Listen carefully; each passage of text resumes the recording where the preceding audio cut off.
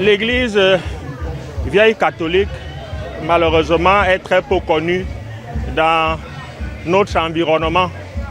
Mais en Europe et aux Amériques, elle a pignon sur rue. Elle a pour credo, elle a pour trame l'église indivise, la foi de l'église indivise pendant le premier millénaire du christianisme.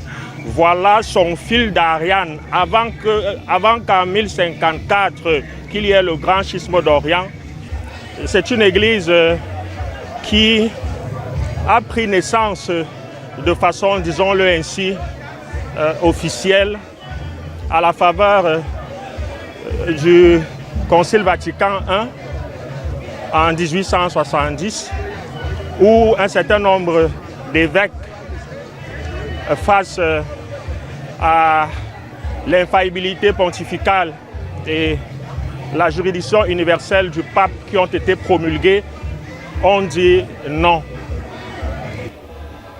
C'est au Nigeria, au Gabon, au Cameroun, bon, un peu partout dans le monde, hein, mais jamais connu au Bénin. C'est pour la première fois que ça s'installe au Bénin. Et donc, cette église, pour avoir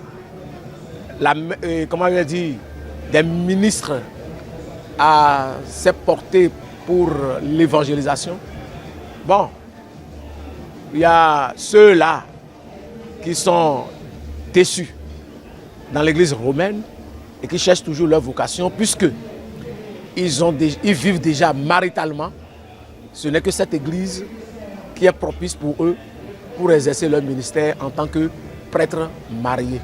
Il s'est fait que les Romains ont voulu que nous allions nous réfléchir sur notre vocation. On appelle ça une réorientation. Et là, en évoluant, nous avons trouvé sur notre parcours cette église appelée Vieille Catholique, The Old Catholic Church, qui répond valablement à notre appel. Je pourrais dire que c'est une seconde chance pour ces gens-là qui ont été appelés et ils ressentent toujours la vocation.